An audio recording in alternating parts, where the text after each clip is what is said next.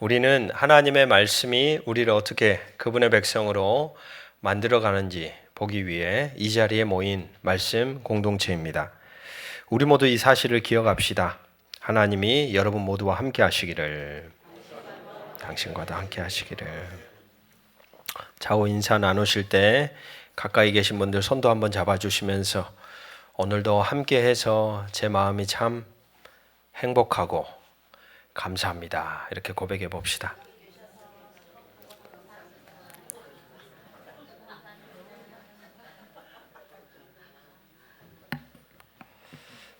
제가 여러분에게 이런 고백을 드리고 싶습니다. 오늘도 제 곁에 계셔 주셔서 고맙습니다. 모든 분들이 참 고맙습니다. 말씀을 시작해야죠. 에스라, 느헤미야, 학개, 매일 성경을 통하여 우리가 읽어갈 본문들입니다. 이 세 개의 성경은 같은 시대적 배경을 가지고 있습니다. 북이스라엘이 멸망하고 남유다가 멸망하고 그리고 이스라엘이 이제 사라진 거예요. 근데 이걸로 끝이 났냐? 구약의 성경은 또 다른 새로운 소망의 이야기를 보여주는데 그게 상징적인 70년 후에 일어난 사건들, 바로 그 시대의 배경을 가지고 있는 책들이 에스라 그리고 학개, 느헤미야라는 책입니다. 나라가 다 무너지고 70년의 종살이를 하고 나서 일어났던 일. 모든 것이 다 무너졌습니다.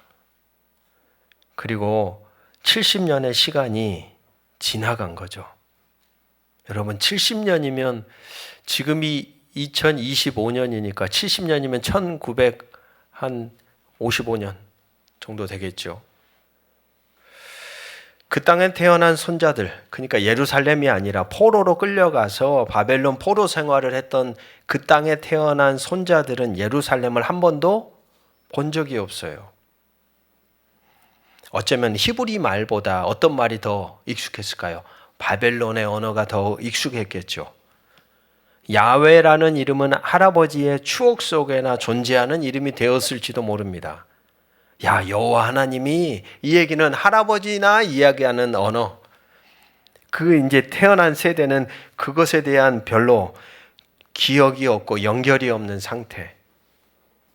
그런데 그 절망의 한복판에 예레미야 선지자를 통해 주신 하나님의 약속이 있었습니다.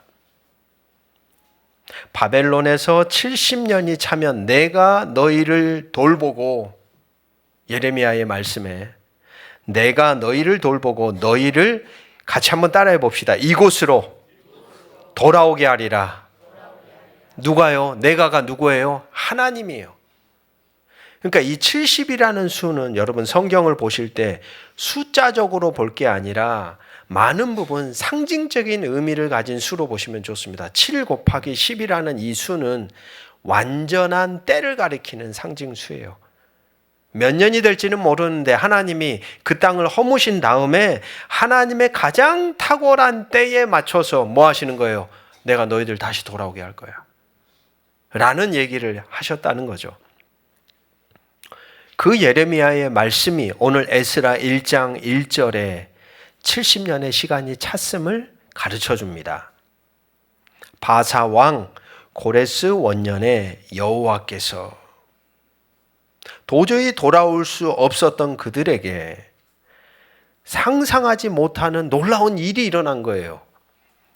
좀 전에 장로님도 기도하셨지만 인류의 역사의 흔적을 보며 우리는 그제서야 깨닫습니다. 하나님이 인도하고 계시는구나. 그 순간에는 그게 보여지지도 않고 가늠이 되지도 않는데 싹 지나가고 나서야 우리는 비로소 깨달아요. 하나님의 섭리가 있었구나. 마치 오늘 에스라서라는 이 성경을 통하여 드러나는 선언도 역시 비슷한 맥락에 서 있습니다. 우리 같이 한번 선포해 봅시다. 하나님은 온 세상을 다스리십니다. 오늘 1절 2절입니다. 바사왕 고레스 원년에 여호와께서, 하반절에 바사왕 고레스의 마음을 감동시키시매.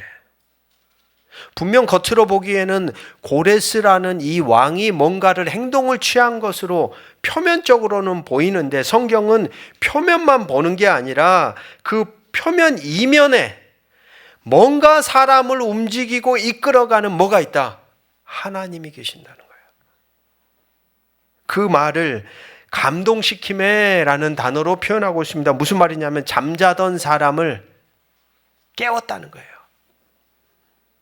하나님이 이방 제국이라는 페르시아 왕 고레스의 마음을 깨우십니다.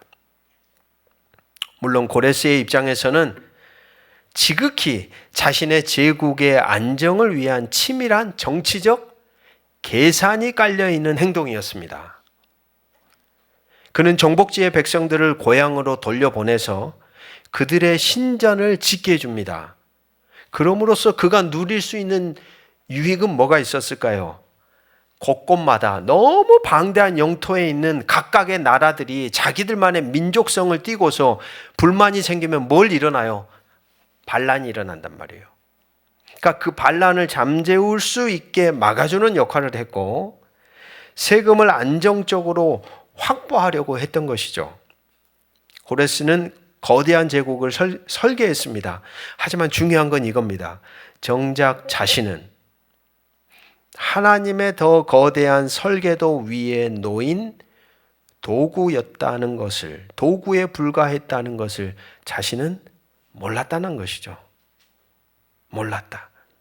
여러분, 오늘도 우리가 사는 이 세계를 보십시오. 미국과 중국의 힘겨루기, 러시아, 북한, 저마다의 힘을 가지고 정치적인 수싸움을 하며 막 인간들이 머리를 싸매고 막 한 수 한 수 놓지 않습니까?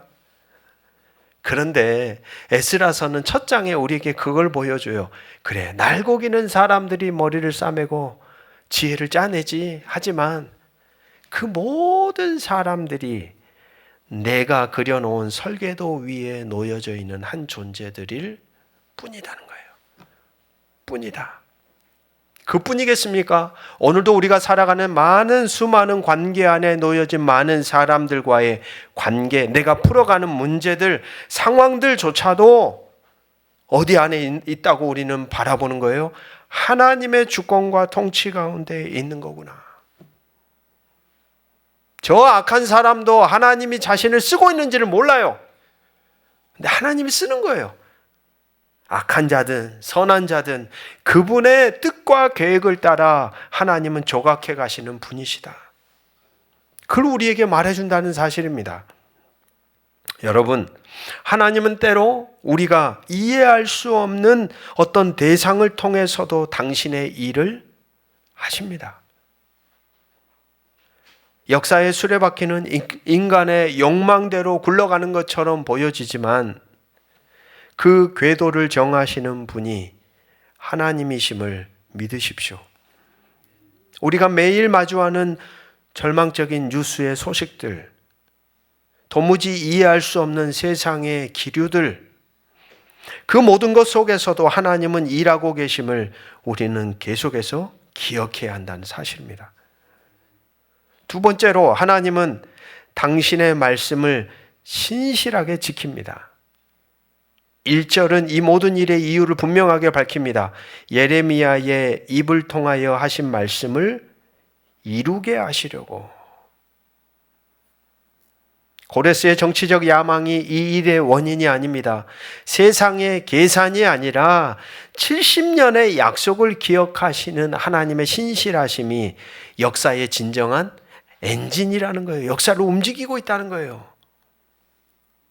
여러분, 권세를 가진 자들은 감정을 따라 자기의 이해관계를 따라 상황을 따라 뭘 바꿔요? 말을 바꾸죠. 약속을 바꾸죠. 어제의 맹세가 오늘의 큰 이익 앞에서 쉽게 무너져 버립니다. 우리가 사람을 믿을 수 없는 이유가 거기 있지 않습니까? 그렇게 믿었던 사람이 다양한 환경과 이해관계 속에서 등을 돌려버리는 거예요. 그러나 우리가 믿는 하나님은 어떤 분이십니까?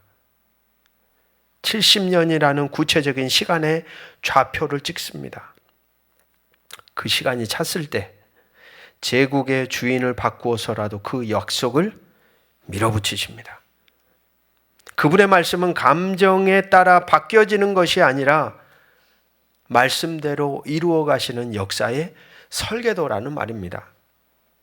하신 말씀대로 그대로 이행하시는 이 변함없는 하나님이 오늘 우리의 능력이 되신다고 저는 믿습니다. 다 놓쳐도 우리는 이 약속의 말씀을 붙잡아야 합니다. 우리가 통제할 수 없는 거대한 고레스와 같은 왕들, 강력한 정치, 경제, 사회의 흐름 속에서 우리는 살아가고 있습니다. 세상의 뉴스는 우리의 마음을 불안하게 하고 내일의 일을 염려하게 만듭니다.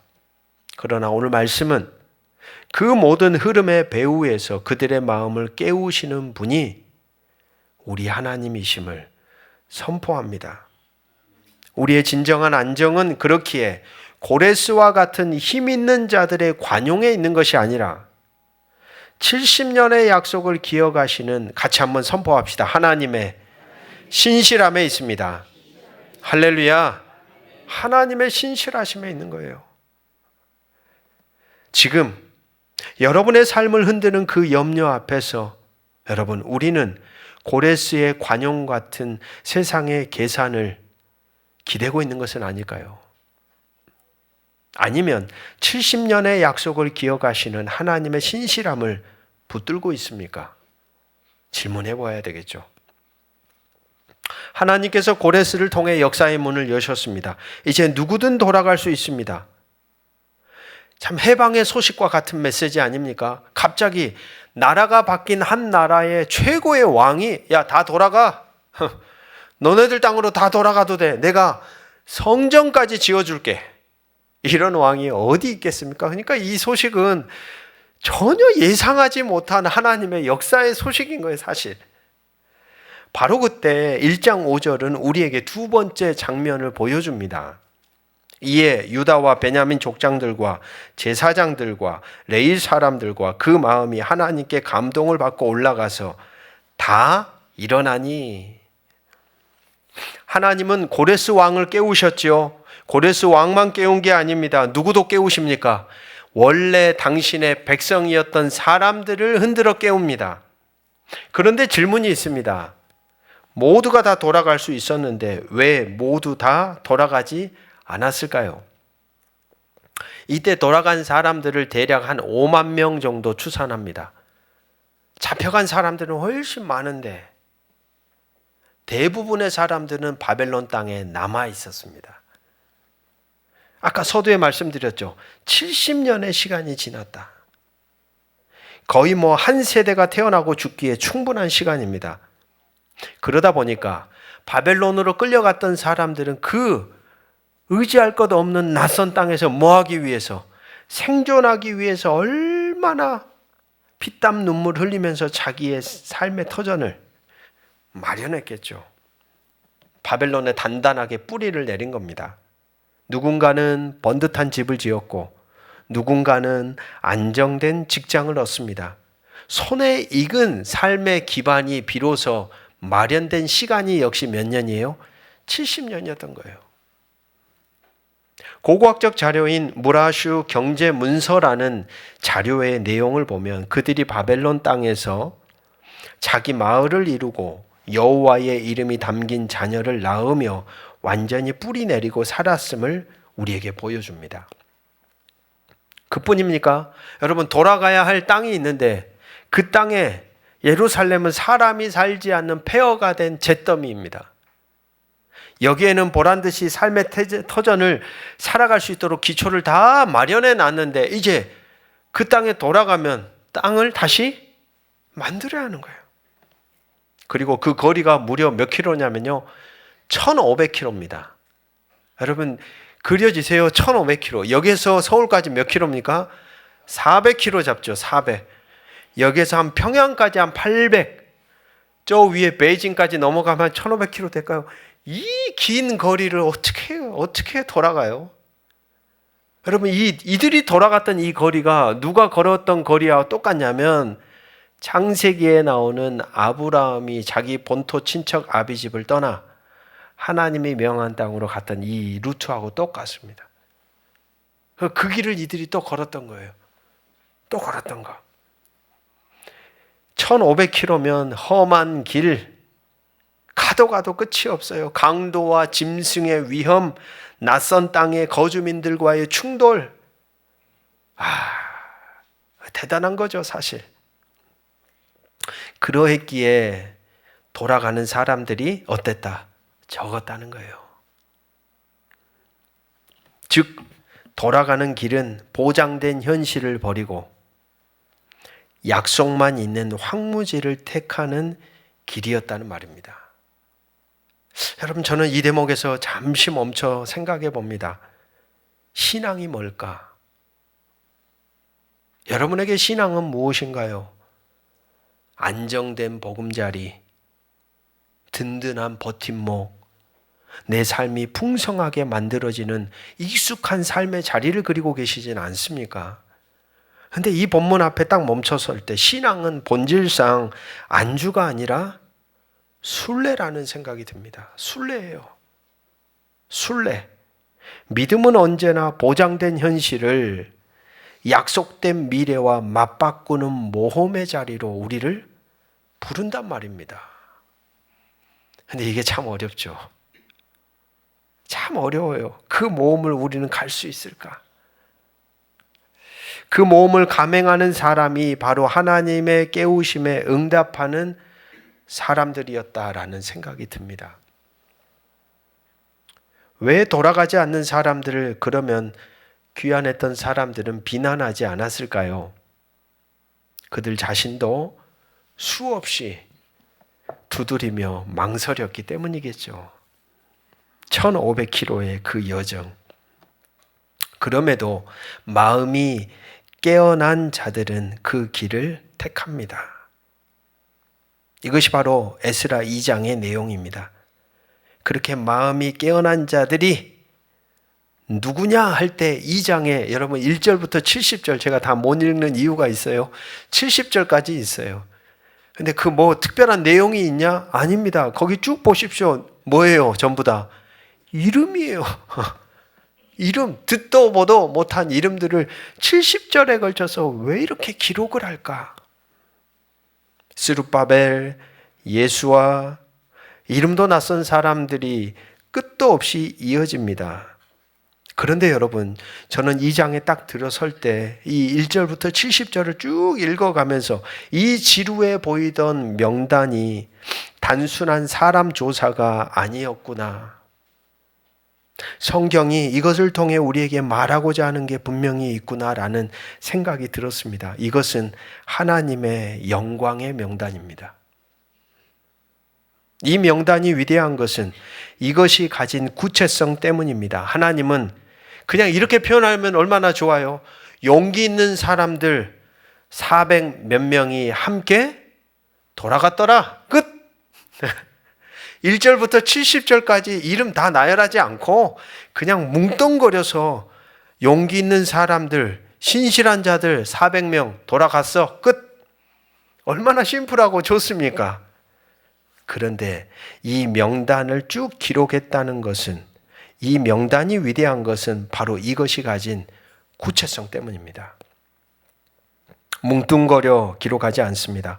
바나 자손 642명, 아딘 자손 458명처럼 평범한 한 사람 한 사람의 이름을, 즉 그들의 구체적인 삶의 응답을 같이 한번 고백해 봅시다. 하나님이 기억하십니다.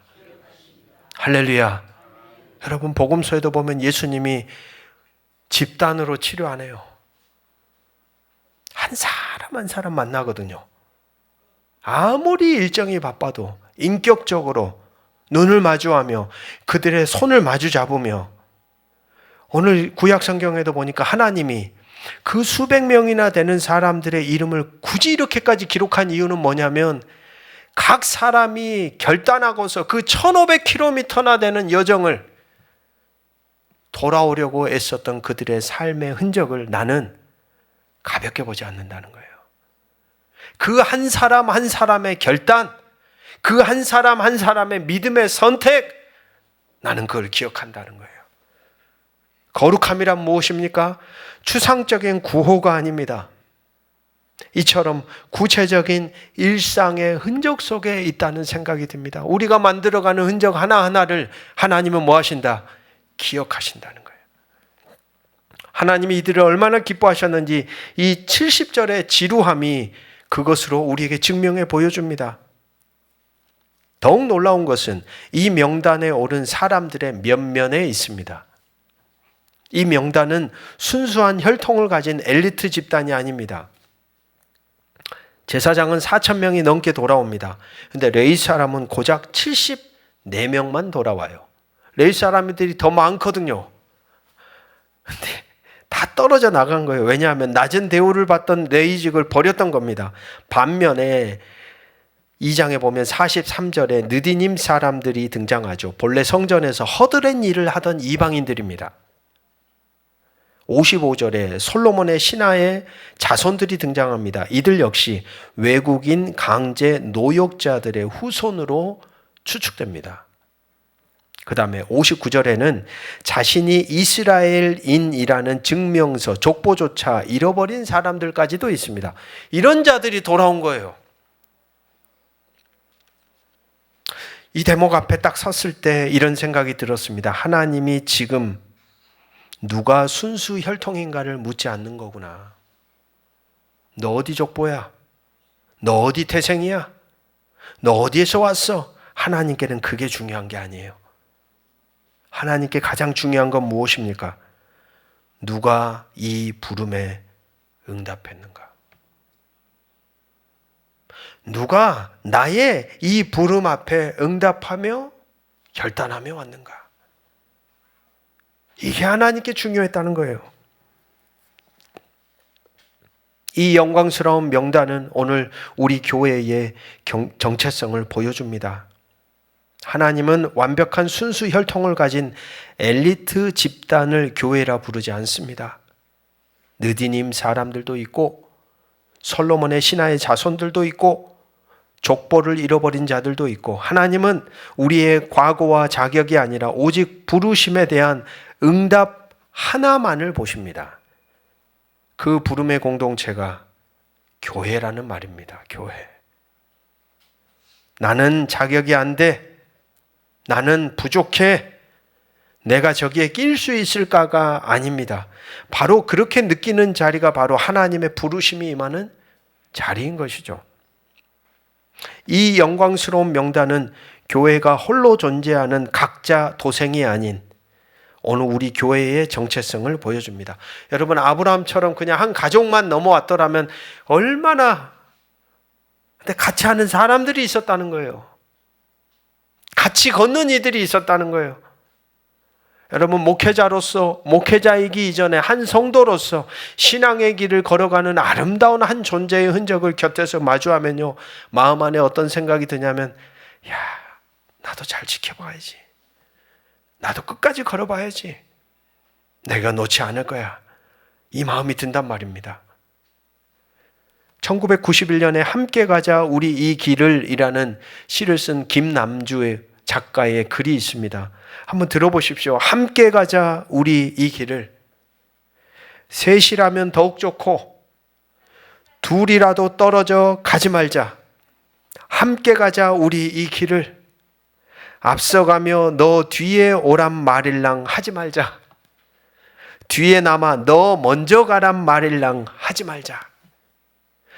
너가 넘어지면 내가 가서 일으켜주고 내가 넘어지면 너가 와서 일으켜주고 에라 가다 못 가면 쉬었다 가자. 아픈 다리 서로 기대며. 제가 이 시를 보는데 이 1절부터 70절까지 나오는 이 사람들의 마음 안에 이런 마음들이 있지 않았을까?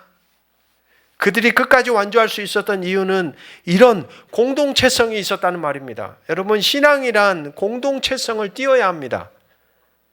같이 갈 수 있는 거예요. 절대 혼자 갈 수가 없습니다. 1500km의 그 여정을 이들이 걸어왔듯이 어쩌면 오늘 신앙을 가진 이 서남교회 공동체 식구들도 하나님이 부르시는 그때까지 그 기나긴 여정의 신앙의 여정을 걸어가는 사람들이에요. 이 작가의 시처럼 우리에게도 그런 연결이 있기를 주의 이름으로 축복합니다. 함께 가자. 떨어진 사람 내버리지 말고 같이 부여잡고 함께 가는 공동체 말이죠. 동시에 이 영광스러운 명단은 오늘 우리에게 도전합니다. 여러분, 우리에게도 안주하고 싶은 바벨론이 있습니다. 그냥 머무르고 싶은 바벨론이 있다는 말이에요. 손에 익은 직장, 편안한 관계, 예측 가능한 나의 인생. 근데 여러분, 말씀을 읽어가다 보면 이런 자리에 서게 됩니다. 하나님의 부르심이라는 게 언제나 내가 가진 안정과 경쟁을 한다는 거예요. 내가 붙들고 있는 이 안정과 하나님의 부르심이 뭐예요? 충돌이 일어나요. 하나님께서 일어나라고 마음의 감동을 주실 때에 우리는 현실의 장벽 뒤에 숨고 있지는 않는가? 그 부르심에 우리의 이름을 올릴 용기가 있는가? 이 명단은 우리에게 되묻고 있는 것이죠.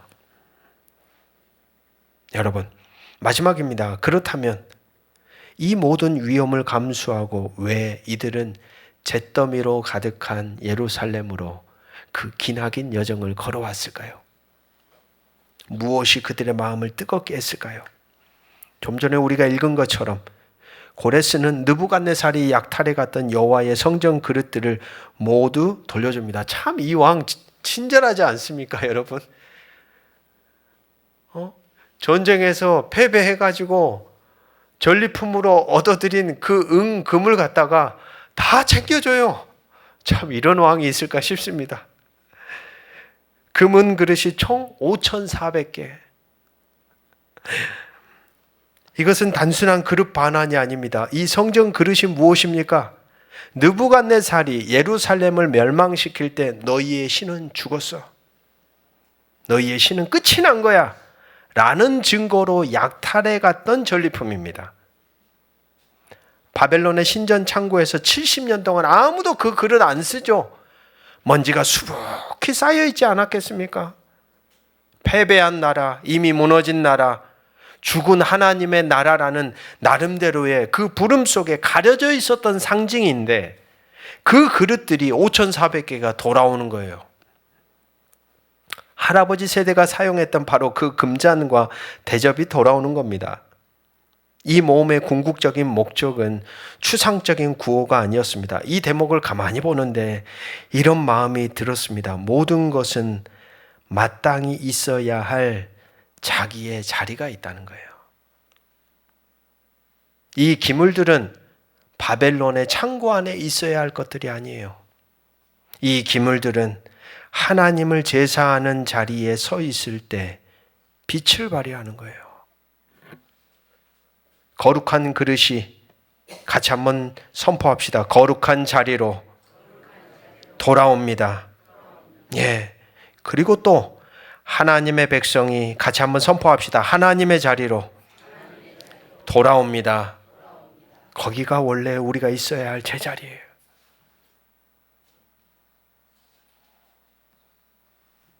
모든 것은 제자리에 있을 때 가장 아름답습니다. 우리의 삶이, 우리의 재능이 본래 하나님이 의도하신 그 자리에 쓰일 때 우리는 비로소 참된 존재의 기쁨을 느끼며 의미와 가치가 생겨납니다, 여러분. 세상의 창고에서 먼지를 뒤집어 쓴 전리품이 아니라 하나님의 거룩한 뜻을 따라 드려지는 삶의 예물이 되어야 합니다, 우리가. 이것이 바로 제자리를 찾아가는 거룩한 모험이죠. 거룩한 그릇들이 거룩한 자리에 서고 거룩한 백성이 거룩한 관계의 자리에 서기 위해 그들은 기꺼이 황무지를 향해 발걸음을 옮겼던 것입니다. 이 이야기는 70년 전의 이야기로 끝나지 않습니다. 이 모험은 오늘 지금 여러분이 서 있는 일상을 향해 말을 건넵니다. 우리의 삶의 자리에서 시작되기를 원하는 것이죠. 말씀을 맺습니다. 우리 각자에게 안주하고 싶은 바벨론이 있습니다. 동시에 하나님이 돌아가라 명하시는 거룩한 자리가 또한 있죠. 성도 여러분, 우리의 삶에도 바벨론 신전 창고의 전리품처럼 박혀있는 거룩한 그릇들이 있습니다. 하나님을 섬기는 목적을 잃어버린 채 나의 성공을 과시하는 전리품이 되어진 것들. 여러분의 시간이라는 그릇, 재능이라는 그릇, 물질이라는 그릇 어떻습니까? 본래 하나님의 뜻을 위해 쓰여져야 할 도구인데 우리의 존재를 과시하고 드러내고 우리의 불안을 잠재우기 위한 전리품처럼 세상의 창고 가운데 쌓아가고 있지는 않으신가요? 더 나아가 오늘 우리 자신은 지금 제 자리에 서 계십니까? 하나님이 원하는 자리가 어디일까요? 하나님의 온전한 도구로 쓰여지는 하나님의 뜻에 맞게 우리가 서 있는 그 자리가 하나님이 오늘 우리에게 서기 원하는 제자리입니다. 이 한 주간 에스라 말씀을 읽어가시면서 그 질문을 던져보십시오. 내가 머물러야 할 지금 현재 이 시간과 공간 속에 내가 서 있어야 할 제자리가 어딜까? 자녀들 더없이 사랑해 줘야 하는 자리가 제자리일 수도 있고 하나님을 예배하는 자리가 제자리일 수도 있고 하나님의 뜻을 따라 순종하는 자리가 제자리일 수도 있고 내 욕망을 따라 썼던 시간이 아니라 하나님의 선한 뜻 성취를 위해 고민하는 시간이 또 제자리일 수가 있고 이런 치열한 고민이 저와 여러분들에게 있어서 1500km를 여정을 걸어왔던 이들의 흔적이 과거의 역사로 끝나는 게 아니라 우리의 남은 부름의 시간 속에 이 거룩한 제자리를 찾는 몸의 여정을 저와 여러분도 함께 걸어가기를 주의 이름으로 축복합니다. 기도하겠습니다. 모든 지각에 뛰어난 하나님의 평강이 그리스도 예수 안에서 너희 마음과 생각을 지키시리라. 아멘. 역사의 주관자이신 하나님, 70년의 침묵을 깨고 절망의 땅에 희망의 문을 여시니 감사합니다. 우리는 너무 오래 바벨론에 머물렀습니다. 손에 익은 안락함에 묶여 주님이 부르시는 낯선 땅을 외면했습니다. 거룩한 그릇들을 헛된 목적의 전리품으로 내어주고 우리의 제자리를 잊은 채 살았습니다.